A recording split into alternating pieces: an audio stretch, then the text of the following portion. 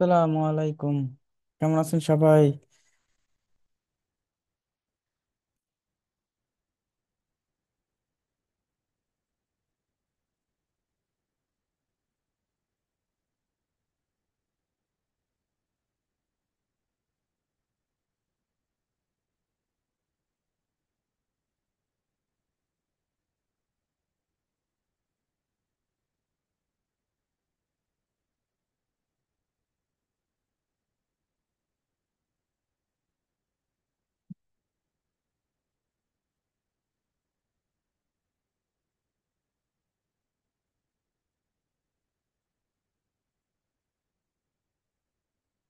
সবাই ভালো আছেন?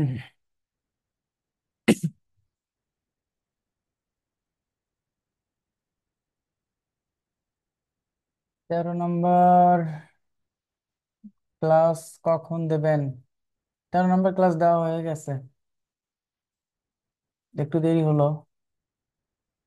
কিছু কারণে আসলে আপনাদের যে ডিভাইসে আমি ক্লাস নিই, ওই ডিভাইসটা আমার সাথে ছিল না এই 2 দিন আর কি।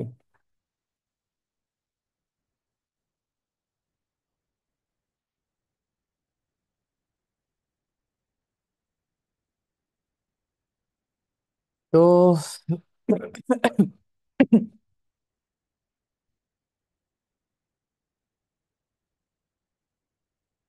সবাই তাহলে অনেক ভালো আছেন, তাই না? আজকে আমাদের এসইও ক্লাসটা শেষ। তারপর আমরা ইনশাল্লাহ ফেসবুক মার্কেটিং, ইউটিউব মার্কেটিংটা শেখার পর আমরা ইনশাল্লাহ আপনাদেরকে মার্কেট প্লেসে নিয়ে যাওয়ার চেষ্টা করব।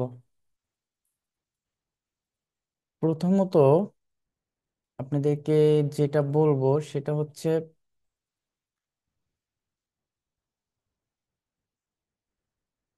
আহ 4/2024, তাই না?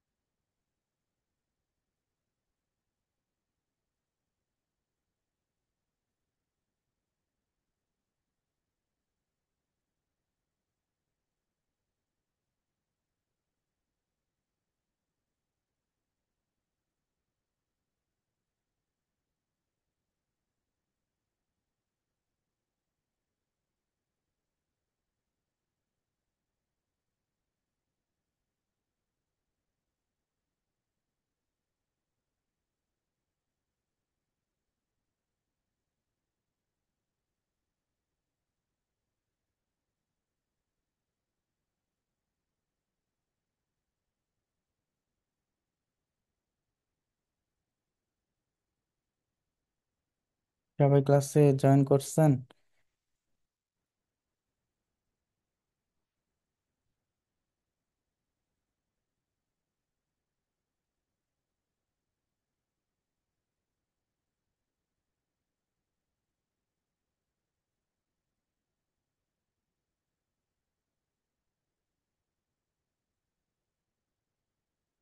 ক্লাসে রেকর্ডিং দিছি, দেখেন। একটু দেরি হয়েছে। ক্লাসে রেকর্ডিং দিছি। তো আজকে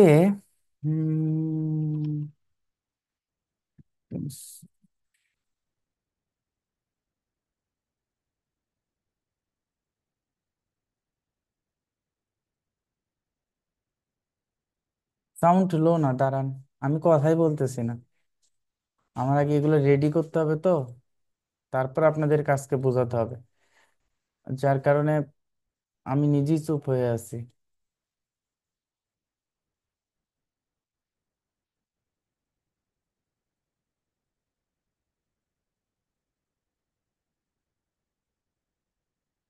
Okay.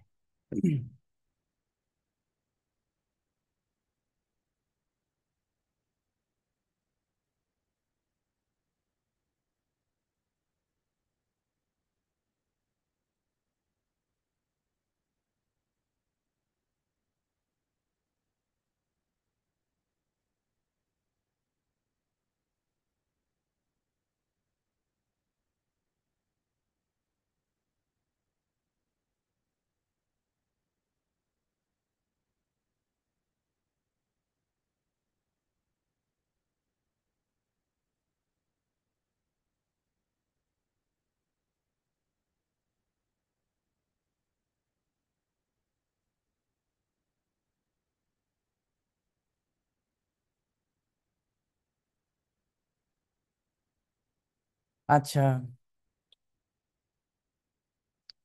আহ, আমাদের আজকের ক্লাসটা হবে হচ্ছে কমপ্লিট এসইও ওভারভিউ নিয়ে।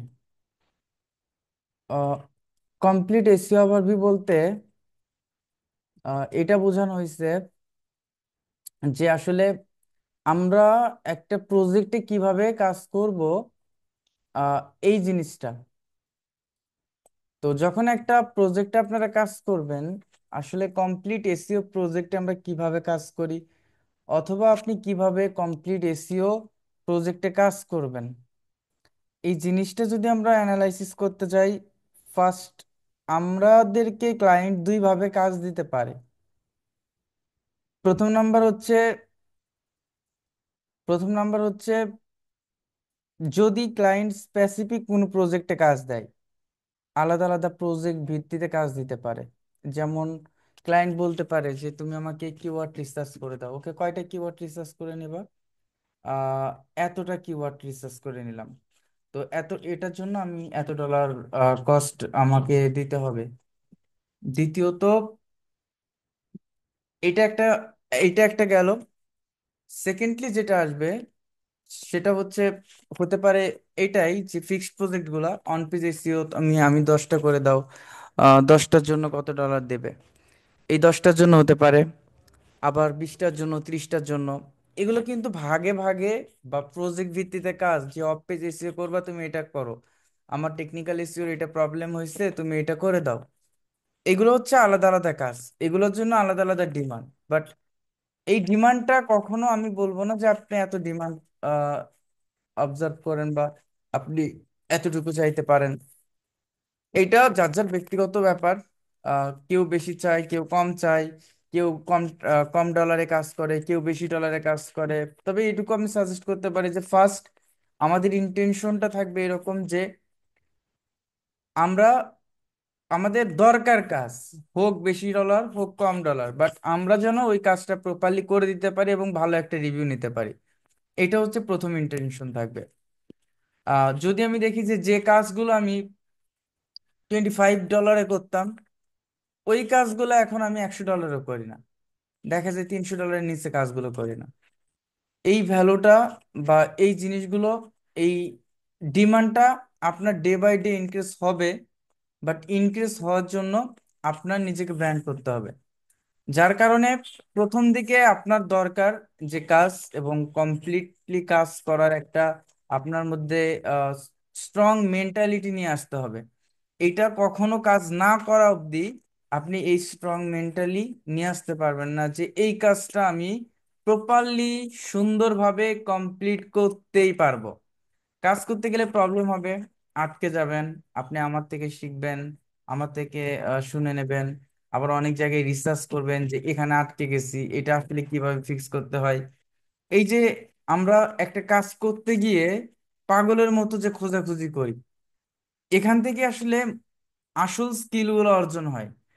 এবং আপনি যখন কাজ করবেন আপনার মধ্যে এই ইন্টেনশনটাই থাকে সবসময় যে আমাকে কাজ কমপ্লিট করতে হবে। যারা যারা কাজগুলো করতেছে, আমার স্টুডেন্ট অনেকগুলো রানিং প্রজেক্টে কাজ করতেছে, অনেকজন। আজকেও দুইজন মনে হয় কাজ পাইছে। তো এরকম প্রায় প্রতিদিনই দেখা যায় এই দুইজন, চারজন, পাঁচজন প্রজেক্ট হাতে নিচ্ছে। আমি তাদেরকে দেখি যে তাদের যে স্পিডটা থাকে না, বাট কাজটা কম ডলার হোক বা বেশি ডলার হোক, কাজটা নেওয়ার পর সে কমপ্লিট করার জন্য পাগলের মতো হয়ে থাকে। আর তখন আসলে সে রিসার্চ নিজে নিজে করা শুরু করে যে এখানে আমি আটকে গেছি, এখানে কিভাবে আমি সমাধান করব। তো এসিও ওভারভিউটা জাস্ট আমাদের একটা ওভারভিউ যে আপনি আসলে একটা প্রজেক্ট, যদি এটা তো আমি প্রজেক্ট ভিত্তিতে বললাম যে আলাদা আলাদা, যেটাকে সিঙ্গেল প্রজেক্ট বলা হয়। বাট যদি এরকম হয় যে মাইলস্টোন প্রজেক্ট অর একটা প্রজেক্ট যেখানে আপনি লং টার্ম, এসিওর সব থেকে বড় প্রজেক্ট বলতে একটা কিওয়ার্ডকে র্যাঙ্ক করা। সো একটা কিওয়ার্ডকে র্যাঙ্ক করতে গেলে আমরা মিনিমাম, এসি এক্সপার্টরা মিনিমাম, এইটা ডিপেন্ড করে কিওয়ার্ড ডিফিকাল্টের উপর, তারপরে $250 থেকে স্টার্ট করি। তো এই এই কাজটা আমাদের কোন ধাপে ধাপে আমরা যে কাজগুলো শিখলাম, এটা আসলে র্যাঙ্কিং হয় কিভাবে, অনেকের মনে কোশ্চেন এখনো আছে যে এই কিওয়ার্ড গুলো আসলে কিভাবে র্যাঙ্কিং হয়, এই কিওয়ার্ড গুলো আসলে কিভাবে র্যাঙ্কিং করা যায়।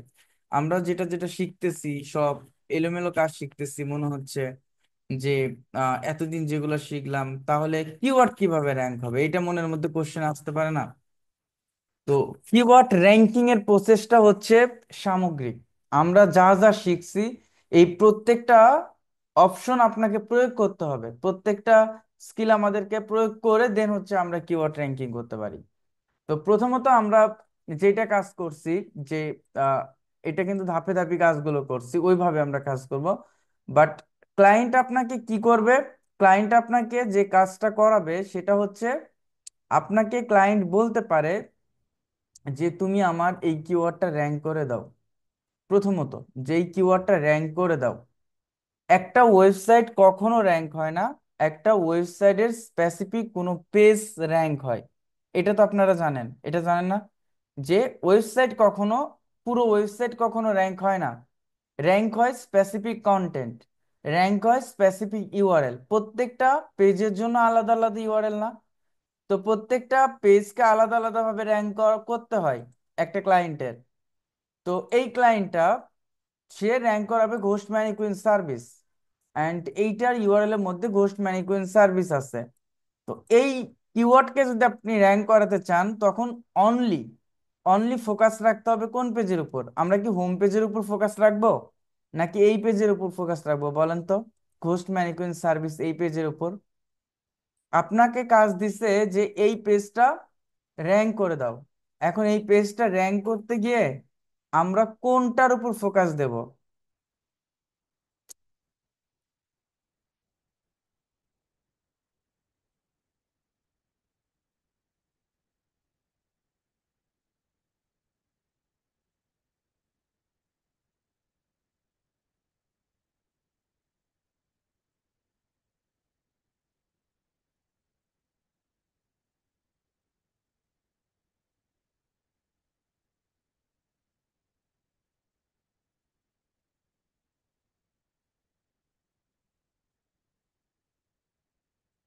একটু বাংলায় বোঝান, আমি কি ইংলিশ বলতেছি?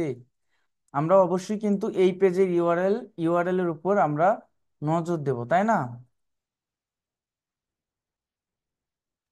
এই পেজের ইউআরএল এর উপর আমরা নজর দেব। তো এই পেজের ইউআরএল এর উপর যদি আমরা নজর দেই সেক্ষেত্রে আমাদের যেটা করতে হবে যে এই পেজটাকে আমাদের র্যাঙ্ক করতে হবে। সো ফার্স্ট আমরা র্যাঙ্কিং তো, আহা, বলতেছে র্যাঙ্ক কি? এতদিন ক্লাস করে এসে এখন বলতেছেন র্যাঙ্ক কি? র্যাঙ্ক হচ্ছে এই কিওয়ার্ডটা লিখে যখন স্পেসিফিক লোকেশন থেকে সার্চ করবে আপনার ওয়েবসাইটের, এই পেজটা যেন সবার প্রথমে আসে, প্রথম দিকে 1 নাম্বার থাকতে পারে, 2 নাম্বার থাকতে পারে, 3 নাম্বার, 4 নাম্বার, 5 নাম্বার, 7 নাম্বার। তো র্যাঙ্কিং এর চিন্তা পরে আসেন। বাট প্রাইস নির্ধারণ করবেন কিভাবে? Price depend on keyword difficult. এটা সম্পূর্ণ ডিপেন্ড করবে কিওয়ার্ডের ডিফিকাল্টের উপর, এই কিওয়ার্ডটা র্যাঙ্ক করতে আমাকে কতটুকু এফোর্ট দিতে হবে। যেমন একটা ক্লায়েন্টের কাজ, একটা আপু একটা ক্লায়েন্টের কাজ $250 নিছে। আহ, তো ওই ক্লায়েন্টের কাজটা করতে গিয়ে কিছুদিন আগে কিছুদিন আগে একটা আপু, তো ওই কিওয়ার্ডটা র্যাঙ্ক করতে গিয়ে আমি যখন রিসার্চ করলাম যে আমি বলতেছি যে এই কিওয়ার্ডটা র্যাঙ্ক করতে আপনাকে ব্যাকলিংকস বা লিঙ্ক বিল্ডিং কিছু করতে হবে না, ইজিলি র্যাঙ্ক হবে। কারণ এই কিওয়ার্ডের ডেনসিটি গুগলেই নাই, এমন একটা কিওয়ার্ড যেটা ডেনসিটি গুগলেই নাই। সো এটা আপনি ইজিলি র্যাঙ্ক করতে পারবেন, কিছুই করতে হবে না, জাস্ট অন পেজ এসইও করবেন, শেষ, ওইটা র্যাঙ্ক করবে। তবে এখনই করেন না, কারণ কারণ ক্লায়েন্ট মনে করবে যে এই কিওয়ার্ডটাতে এমনিতে র্যাঙ্ক হয়ে গেল। সো আপনি 1.5 মাস পর করবেন এটা। তো ওই প্রজেক্টটা পাওয়ার পর 1.5 মাস পর সে হচ্ছে ওই অন পেজ এসইও এবং কন্টেন্টটাকে অপটিমাইজেশন করে, দেন 2 দিনের মধ্যে যখন ইন্ডেক্স হয়েছে সাথে সাথে র্যাঙ্ক হয়ে গেছে। তো এটার জন্য কোনো ইফোর্ট লাগে নাই। তো এইটা আমরা এইটা রিসার্চ করব, ঘোস্ট ম্যানিকুইন সার্ভিস। রিসার্চ করার জন্য আমরা সেমরাশে যদি আমরা যাই, সেমরাশে যাওয়ার পর আমরা এখান থেকে সেমরাশ হোক, যে কোনো কিওয়ার্ডের বিষয়গুলো হোক, তো আপনি এখানে আহ, আমি এখানে লিখে দিচ্ছি যে project for complete SEO, project for complete SEO, project for for হচ্ছে এই যে ঘোস্ট ম্যানিকুইন সার্ভিস এইটা। ওকে, তো এইটা আমি লিঙ্ক করলাম, কমপ্লিট এসইও প্রজেক্ট।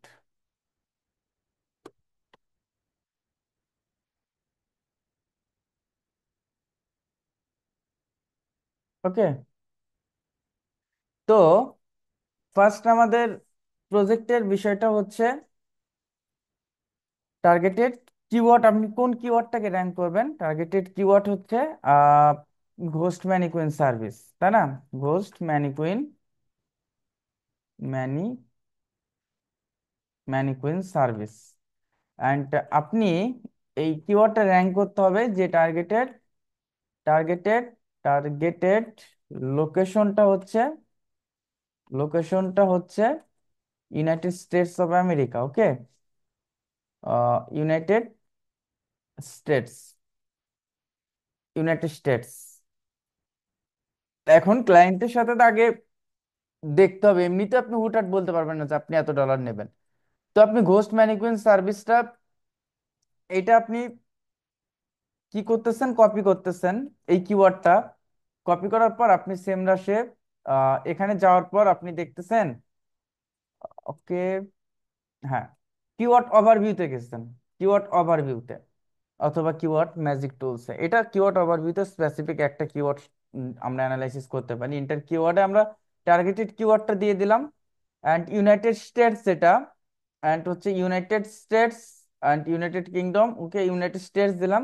দেন আমি সার্চ করলাম, সার্চ করার পর আমার যেটা আসলো সেটা হচ্ছে সার্চ ভলিউমটা হচ্ছে 40। আমার এটা দেখার দরকার নেই, সার্চ ভলিউম কম হোক বেশি হোক এটা দেখার দরকার নেই, কারণ কিওয়ার্ডের ডিফিকাল্ট হচ্ছে 15। এইটা কি কিওয়ার্ডের ডিফিকাল্ট 15, সো ভেরি ইজি, তাই না? So very easy.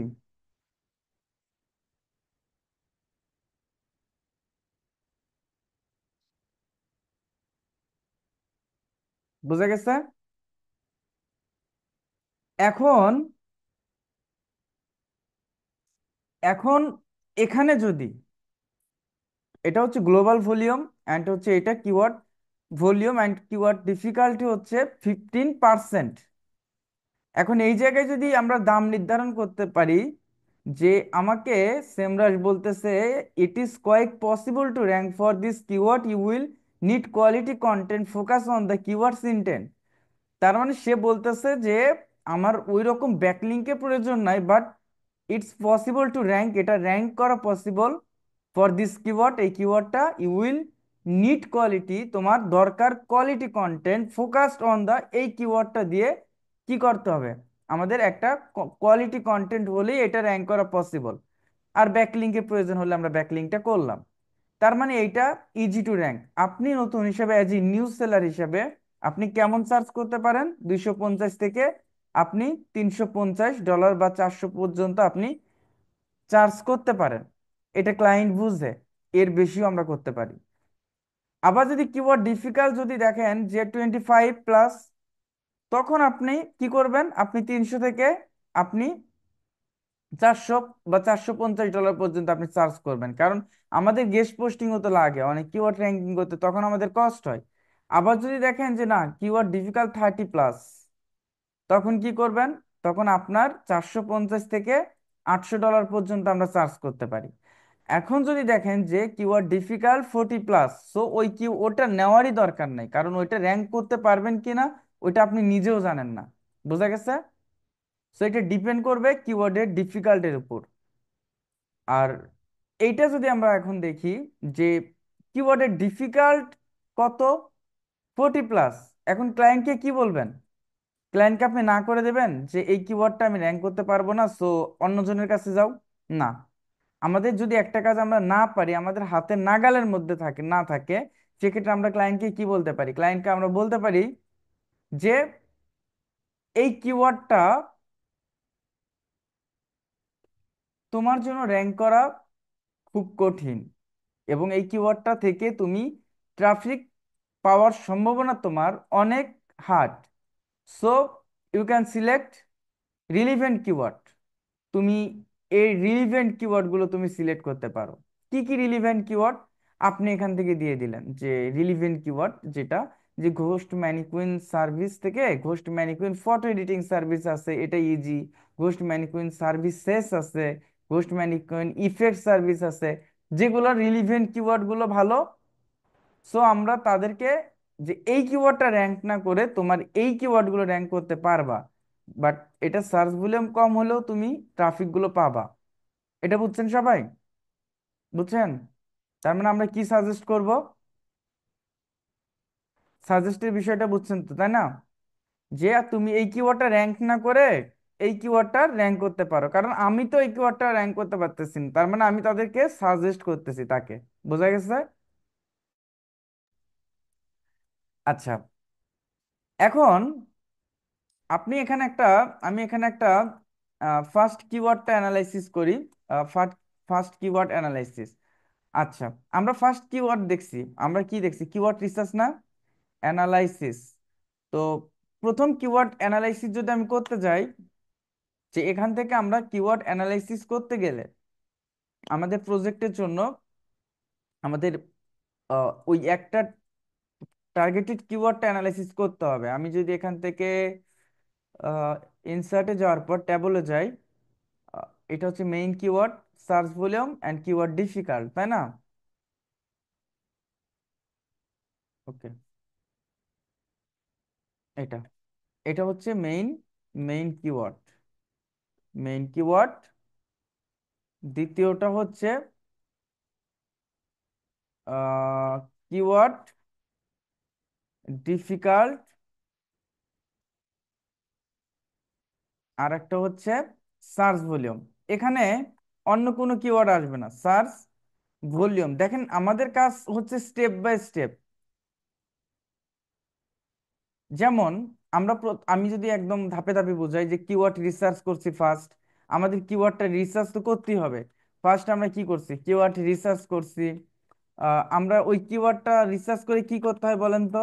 এটা কিন্তু গত আগামী ক্লাসে বলছি। সরি, আগামী ক্লাস কেন, গত ক্লাস। তারপর ওইটা দিয়ে কন্টেন্ট ক্রিয়েশন করতে হয়, ওই কিওয়ার্ডটা দিয়ে। কেমন কন্টেন্ট ক্রিয়েশন? এখন ওই কন্টেন্ট ক্রিয়েশনের পর ওই কন্টেন্টটা কি করতে হয়? কন্টেন্ট আমাদের পাবলিশ করতে হয়। তার আগে কি করতে হয়? যেটাকে কন্টেন্ট অপটিমাইজেশন বলা হয়, বা আমরা এসইওর ভাষায় কন্টেন্ট অপটিমাইজেশনকে কি বলি বলেন তো? অন পেজ এসইও করতে হয়। এখন ওইটাকে যদি ইন্ডেক্স করতে যাই, তখন আমাদের কি করতে হয়? বা গুগলকে পেতে গেলে কি করতে হয়? টেকনিক্যাল এসইও করতে হয়। এখন ওইটাকে র্যাঙ্ক করতে গেলে কি করতে হয় আমাদের? ব্যাকলিংকস বা লিঙ্ক বিল্ডিং করতে হয়। সুন্দর, এই স্ট্র্যাটেজিটি তো আমরা শিখছি, তাই না? আমরা তো এভাবে ধাপে ধাপে শিখছি না? এভাবে কিন্তু ধাপে ধাপে শিখছি, বাট এই প্রসেসই কিন্তু কাজ করতে হবে, এই প্রসেসই। বাট এর মধ্যে আমাদের আরো কিছু অ্যাডভান্স কিছু আছে, যেমন competitor analysis, competitor backlinks analysis, competitor.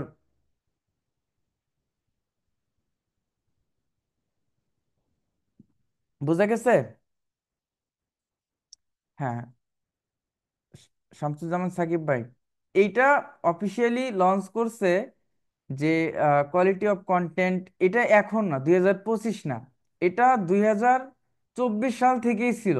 এটা যে quality of content, speed optimization, এটা তো থাকাই লাগবে, মোবাইল ফ্রেন্ডলি, এটা 2023-24 থেকেই ছিল। অ্যান্ড হচ্ছে ইরোর ফ্রি কিনা, এটা এখনো এই এই মেথডগুলো এখনো র্যাঙ্কিং এর জন্য এটা এখনো অ্যাপ্লাই হয়। তো এটা কোর আপডেটগুলোতে গুগল সারা জীবন কন্টেন্টের উপর জোর দিচ্ছে, সামনেও দিবে, কারণ গুগল চায় তার ইউজারদের বেস্ট ইনফরমেশন দেওয়ার জন্য। গুগল সবসময় এটা চায়। গুগল সবসময় চিন্তা করে যে যেটা ইনফরমেশনাল কন্টেন্ট, এইটাই সব থেকে বেটার। তো আমার মেইন কিওয়ার্ডটা কি? আমার মেইন কিওয়ার্ডটা হচ্ছে এখান থেকে ঘোস্ট ম্যানিকুইন সার্ভিসেস। এই কিওয়ার্ডটা যদি আমি দেখি, যে ঘোস্ট ম্যানিকুইন সার্ভিসেস, এখান থেকে আমি আহ, এটা হচ্ছে আমার targeted keyword, and keyword difficult কত?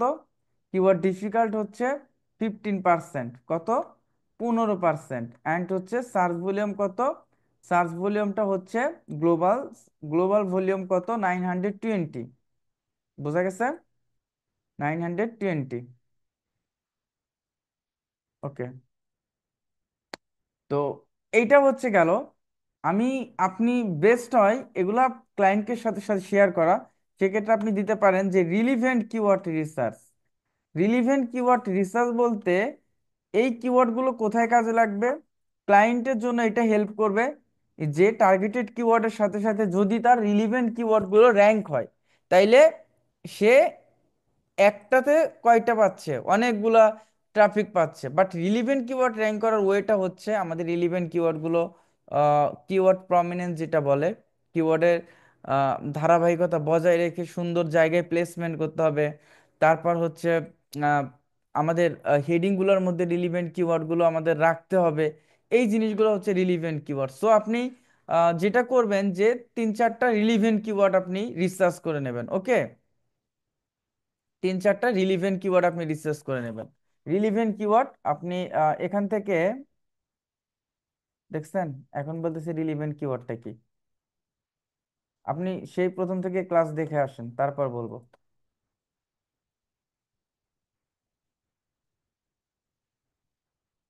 ওকে, রিলিভেন্ট কিওয়ার্ডটা, তো এখান থেকে আমরা কিওয়ার্ড, যদি ম্যাজিক টুলসে যাই, এখান থেকে কিওয়ার্ড ম্যাজিক টুলসে গেলে আমাদের নতুন ভাবে সার্চ করতে হবে না, ওইটাই ফিল্টারিং করে নিয়ে আসবে। এখানে আমি রিলিভেন্ট কিওয়ার্ড, এটা 18 আছে, 14 আছে, 15 আছে। So ghost mannequin service, ghost mannequin photo editing service, এটা নিলাম। এটা নিলাম রিলিভেন্ট কিওয়ার্ড। অ্যান্ড হচ্ছে কিওয়ার্ড ডিফিকাল্টটা কত? কিওয়ার্ড ডিফিকাল্ট হচ্ছে 14। অ্যান্ড হচ্ছে সার্চ ভলিউমটা হচ্ছে কত? সার্চ ভলিউমটা 40। ওকে, 40। আবার যদি এই জায়গায় যাই, এই জায়গায় যাওয়ার পর আমি এখানে দেখতেছি যে ঘোস্ট ম্যানিকুইন সার্ভিসেস এস যুক্ত আছে। তো এটা একটা রিলিভেন্ট কিওয়ার্ড, কিন্তু যেহেতু প্রপারলি ওই কিওয়ার্ডের সাথে সম্পূর্ণটা মিল নাই, যার কারণে এটা 15 and 40। এটা 15 and 40।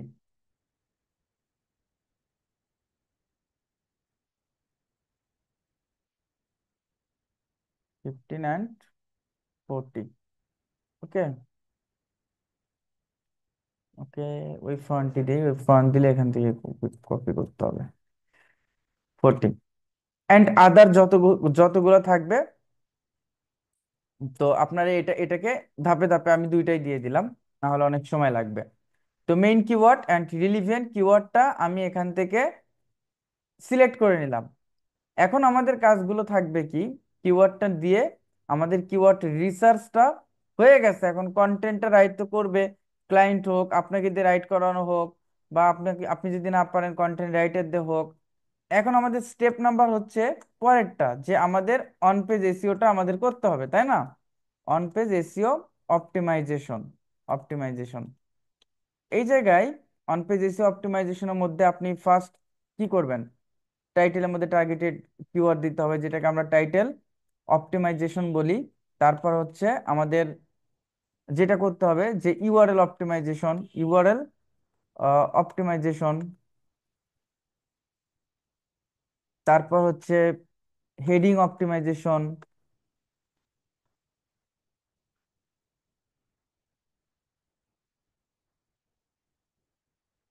Heading optimisation. তারপর কি? টাইটেল আছে, ইউআরএল আছে, heading and meta description, meta description optimization, optimization. তারপর হচ্ছে internal linking, external linking, internal linking, external linking, external linking, external linking. And হচ্ছে আমরা আমাদের অন পেজেস এর মধ্যে ইমেজ অল্টারনেটিভ টেক্সট আছে, তাই না?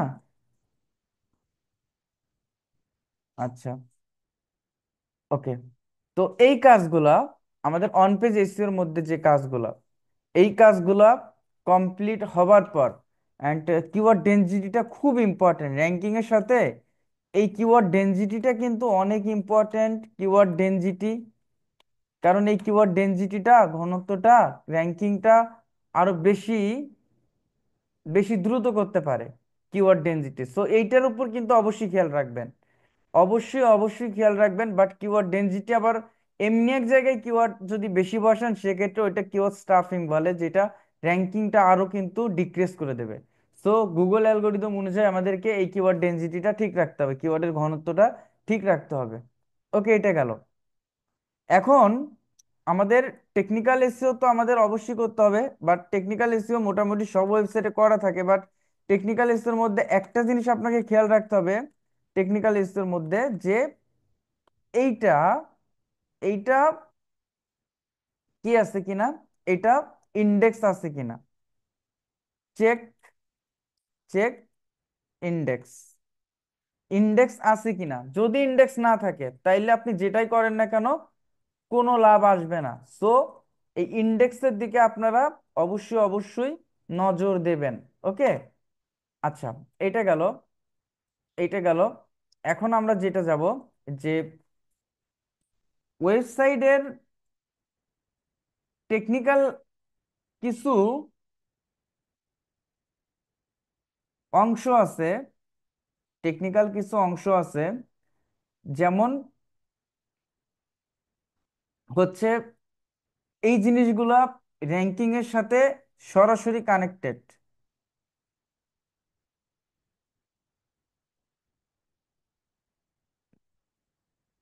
সরাসরি।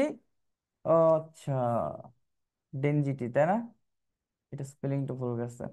ওকে, র্যাঙ্কিং এর সাথে সরাসরি কানেক্টেড। কি কানেক্টেড?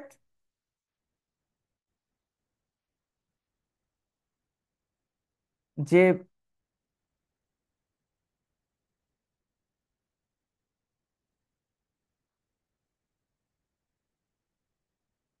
আচ্ছা, র্যাঙ্কিং এর সাথে কি কানেক্টেড? যে ওয়েবসাইট স্পিডটা, ওয়েবসাইট স্পিডটা, এটা র্যাঙ্কিং এর সাথে কানেক্টেড। সো ওয়েবসাইটের স্পিডটা কেমন, ওয়েবসাইটের স্পিডটা অ্যানালাইসিস আমরা কিভাবে করব, এটা কিন্তু আপনারা দেখে নেবেন। ওকে, তো এখান থেকে একটা আমি ঘর বানাই, আহ, এটা একটা আরেকটা ঘর বানাই, website speed, mobile and desktop, এই তিনটা ঘর বানালেই হবে। এটা হচ্ছে ওয়েবসাইট, ওয়েবসাইট ইউআরএল। ওকে, ইউআরএল মোবাইলের জন্য কেমন, অ্যান্ড ডেস্কটপের জন্য কেমন, ডেস্কটপের জন্য কেমন। তো এটা আমি মার্ক করে, আচ্ছা, ডেস্কটপের জন্য কেমন।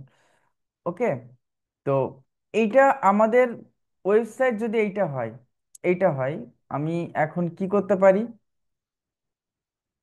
এটা আমি কি করতে পারি, এটাকে আমি কপি করলাম, কপি করার পর আমি এখানে সার্চ করলাম যে পেজ স্পিড ইন সাইড, এটা লিখে যখন আমি সার্চ করলাম, সার্চ করার পর এখানে স্পিডটা আমি টেস্ট করে নিলাম, পেজ স্পিড ইনসাইট, এটা সব থেকে ভালো, এটা সব থেকে ভালো একটা টুলস, ফ্রি টুলস, যেটা আমরা একটা ওয়েবসাইটের স্পিডটা অ্যানালাইসিস করতে পারি। তো মোবাইলের জন্য স্পিডটা কেমন অ্যান্ড ডেস্কটপের জন্য স্পিডটা কেমন, এটা ডায়াগনোসিস হয়ে পর এটা হবে। বাট স্পিড অপটিমাইজেশন আমরা ওয়ার্ডপ্রেসে স্বাভাবিকভাবে ডাব্লিউপি রকেট আছে ওইটা দিয়ে করতে পারি, বাট ওইটা যদিও ক্লাস আপনাদের হয় নাই, বাট ওইটা ভিডিও আমি আপনাদের দিয়ে দেব। তো স্পিড অপটিমাইজেশন মোবাইলের জন্য সবসময় 80+ রাখতে হবে, এটা হচ্ছে মিনিমাম 80। আর ডেস্কটপের জন্য মিনিমাম 90 থাকতে হবে। সো এটা হচ্ছে স্পিডটা কত আছে, 47। এটা কি ভালো আছে না খারাপ আছে? 100% খারাপ। এটা কি মোবাইলের জন্য না, এটা মোবাইলের জন্য তাই না। আর ডেস্কটপের জন্য কোনটা আছে? ডেস্কটপের জন্য, ডেস্কটপের জন্য আছে 96, ডেস্কটপের জন্য ভালো আছে তাই না, ডেস্কটপের জন্য ভালো আছে। আচ্ছা, অ্যান্ড হচ্ছে এটা লালই থাক, এটা যেহেতু ইস্যু। ওয়েবসাইটের ইউআরএল, ওয়েবসাইটের ইউআরএলটা আমি এখানে দিয়ে দিলাম, ওয়েবসাইটের ইউআরএল, ওকে, .com। তারপর আমি এটা কেটে দিলাম এতটুকু। আচ্ছা থাক। তো এটা হচ্ছে ওয়েবসাইটের স্পিডটা আমরা দেখলাম। এখন ওয়েবসাইটে পারফরমেন্সের কথা বাদ দেন, পারফরমেন্স দেখতে হবে না, স্পিডটা খুব ইম্পর্টেন্ট। বাট আরো যদি একটু ডিপলি অ্যানালাইসিস করি, ওইটা আরো একটু বেটার হতো। বাট ডিপলি অ্যানালাইসিস করতে গেলে এখন একটু আপনাদের এলোমেলো লাগবে। যাই হোক, স্পিড আপ অপটিমাইজেশনটা গেল আমাদের। নেক্সট, ইন্ডেক্সটা আমরা চেক করে নিলাম। ইন্ডেক্স চেক করার পর স্পিডটা অপটিমাইজেশন আমরা দেখে নিলাম। এখন ওয়েবসাইট মোবাইল ফ্রেন্ডলি কি না, যেটা একটু আগে একজন কোশ্চেন করলো, যে এইটা ম্যাক্সিমাম ইউজার যখন মোবাইলের, সো মোবাইল ফ্রেন্ডলি ছাড়া তো কখনো র্যাঙ্ক করবে না, তাই না? তো মোবাইল ফ্রেন্ডলি কিনা, এটা আসলে আমাদের আবার টুলস আছে। মোবাইল ফ্রেন্ডলি চেকার যদি আপনি লিখে সার্চ করেন, মোবাইল ফ্রেন্ডলি টেস্ট লিখে সার্চ করলে স্মল এসইও টুলস আছে। তারপর হচ্ছে জিটিমেট, ওকে, যে কোনো একটা টুলস দিয়ে দেখলেই হয়েছে। এই যে আপনি ইউআরএলটা আপনি দিলে। আর একটা কথা বলি, যে 100% ওয়েবসাইটে এখন মোবাইল ফ্রেন্ডলি, যদি ডেভেলপার তৈরি করে থাকে। নিজে নিজে যদি তৈরি করে ওইটা তো আলাদা বিষয়। কারণ প্রত্যেক ডেভেলপার জানে যে মোবাইল ফ্রেন্ডলি করতেই হবে। সো যারা ডেভেলপার তারা, তাদের মাথায় এটা খেয়াল অবশ্যই অবশ্যই থাকে। আর প্রত্যেক ওয়েবসাইট ডেভেলপার দেখবেন মোবাইল ফ্রেন্ডলি করেই রাখবে। কারণ মোবাইল ফ্রেন্ডলি ছাড়া, ওইটা আমরা চিন্তা করতাম 2018 সালের আগে, ওকে। বাট এই সময় এসে আসলে আমাদের ওইটা দেখতে হয় না। তো এটা মোটামুটি, এটা যে কন্টেন্টটা দেখা, লেন্থটা আমরা শো করতেছে মোবাইলে, এটা অবশ্যই মোবাইল ফ্রেন্ডলি। এন্ড এটা আপনারা পড়লে বুঝতে পারবেন। আহ এটা অবশ্যই মোবাইল ফ্রেন্ডলি। সো আমি নতুন ভাবে আমি এই জায়গায় দিয়ে দিলাম না। তার মানে আমরা keyword research, relevant keyword, on page SEO করলাম, এন্ড টেকনিক্যাল এসইও শেষ করলাম। সর্বশেষ আমাদের যেটা করতে হবে সেটা হচ্ছে অফ পেজ বা লিঙ্ক বিল্ডিং, যেটাকে আমরা বলি, বা অফ পেজ এসইও যেটাকে আমরা বলি, অফ পেজ এসইও। এইটা কিভাবে করবেন, এটা রুলস আছে। আপনি যদি আপনি যদি অটো জেনারেটেড ব্যাকলিংস করেন,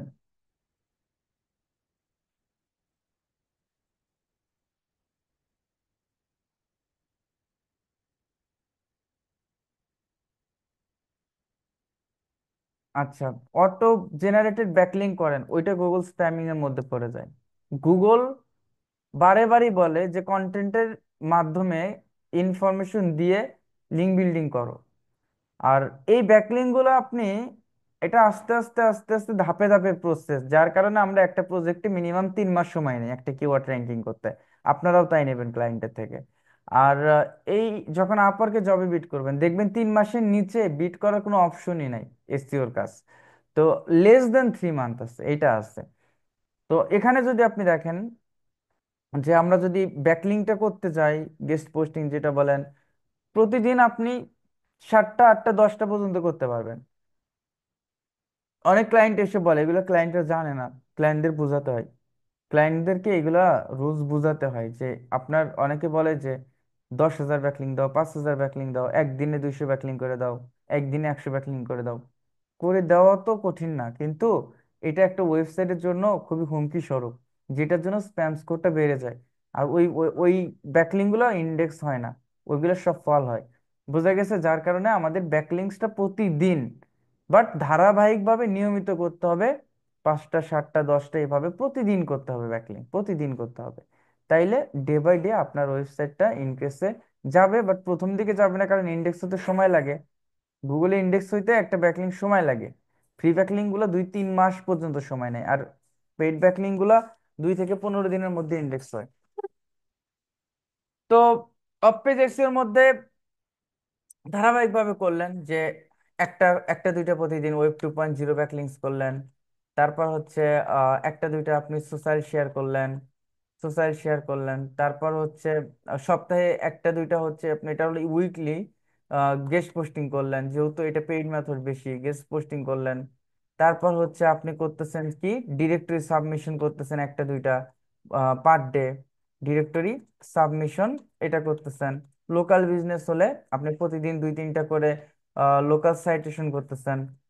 তো একটা ভিডিও দিছিলাম আপনাদের ব্যাকলিংকের 1 ঘন্টা 45 মিনিটের, দেখছেন সবাই? ওই ভিডিওটা অবশ্যই অবশ্যই দেখবেন। Off page SEO, complete off page SEO Hedayet লিখে সার্চ করলেও দেখবেন যে 1 ঘন্টা 45 মিনিটের একটা ভিডিও আছে ইউটিউবে। তো লোকাল সাইটেশন আছে, তারপর হচ্ছে প্রোফাইল ব্যাকলিংক আছে, বিজনেস লিস্টিং আছে, প্রোফাইল ব্যাকলিংকস আছে। তো এই ব্যাকলিংক গুলো ডে বাই ডে আপনি করতে থাকবেন করতে থাকবেন, দেখবেন যে ডে বাই ডে আপনার কিওয়ার্ডটা র্যাঙ্কিং হচ্ছে হচ্ছে। আর যদি এতেও যদি র্যাঙ্কিং না হয়, কিওয়ার্ড ডিফিকাল্ট অনেক বেশি, সেক্ষেত্রে আমাদের গেস্ট পোস্টিং এর সংখ্যাটা বাড়াতে হবে। গেস্ট পোস্টিং এর সংখ্যাটা আমাদের বাড়াতে হবে। বোঝা গেছে এখন? যে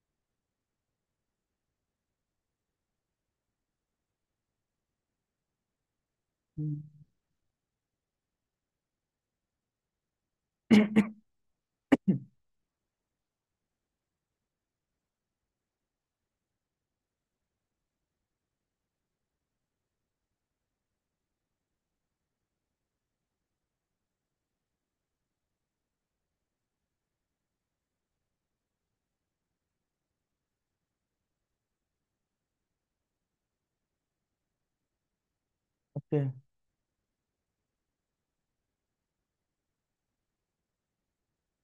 সংখ্যা বুঝলাম না। ইউটিউব লিঙ্কটা, ওইটার মধ্যে অনেক ধরনের ব্যাকলিঙ্ক আছে, তো সুন্দরভাবে ওই স্ট্র্যাটেজি গুলো বলা আছে। হ্যাঁ, আমরা এসইও এক্সপার্টরা ওয়েবসাইট স্পিড বাড়াতে পারি। আহ, আহ, এটা হচ্ছে page complete, complete page SEO Hedayet, তাই না?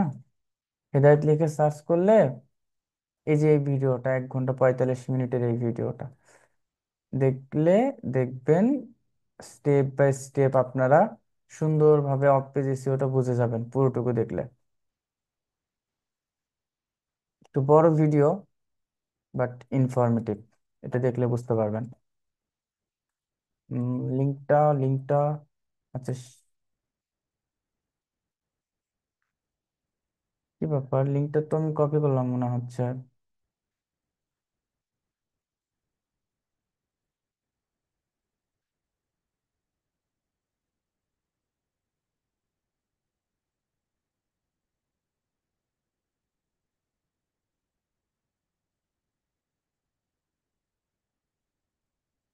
ওকে,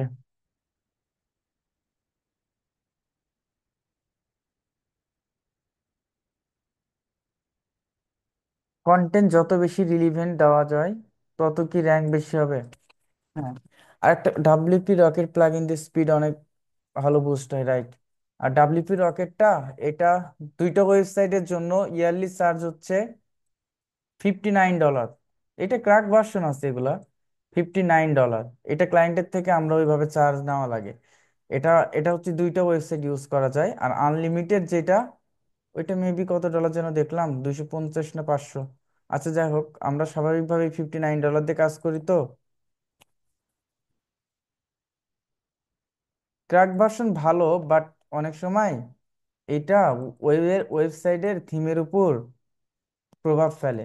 অনেক কারণে ওয়েবসাইট থিমটা ব্লক ব্লক হয়ে যায়, আবার হচ্ছে বিভিন্ন কোডগুলো ব্লক ইন করে ফেলে। এগুলো কিছু ঝামেলা আছে, যে জায়গায় সুবিধা আছে ওই জায়গায় অসুবিধাও আছে।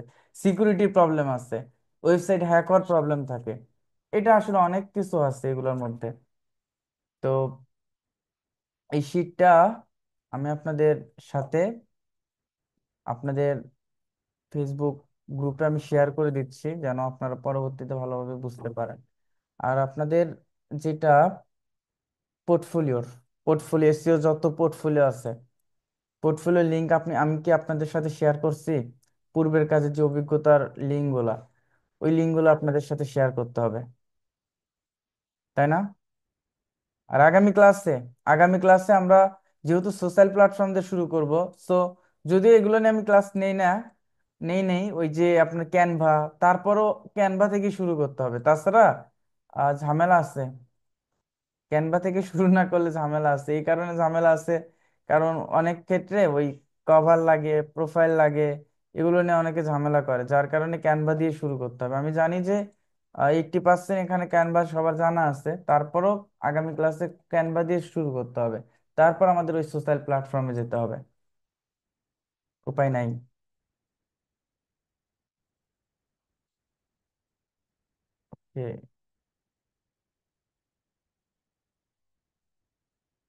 ওকে, আজকে এই পর্যন্তই, ইনশাআল্লাহ। আমি আপনাদের গ্রুপে কিন্তু এটা শেয়ার করে দিই স্যার। এসিওর যেটা ইয়া, ওর নাম কি আপনার, পোর্টফোলিও লিঙ্কটা আমি শেয়ার করে দেবো ইনশাল্লাহ।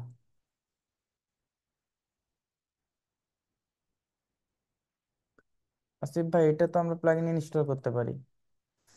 জি, আজকে থেকে এসিও ক্লাস আমাদের এখানেই শেষ। আর এসিওটা আমাদের কাজে লাগবে প্রত্যেকটা জায়গায়, ফেসবুক, ইউটিউব।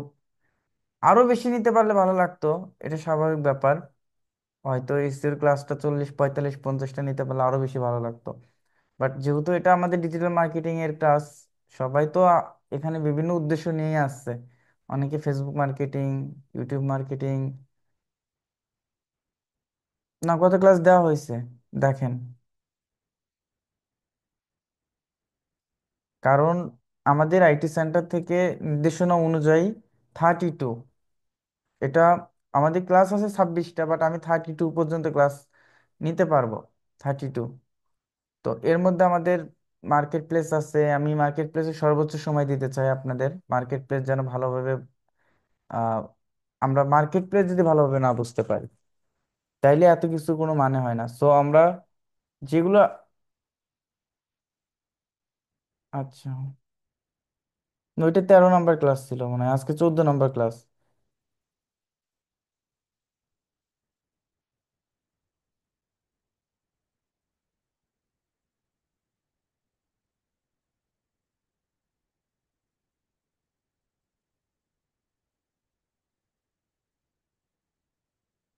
শাহাদত ভাই, জি, মাঝে মাঝে ওপেন হয়।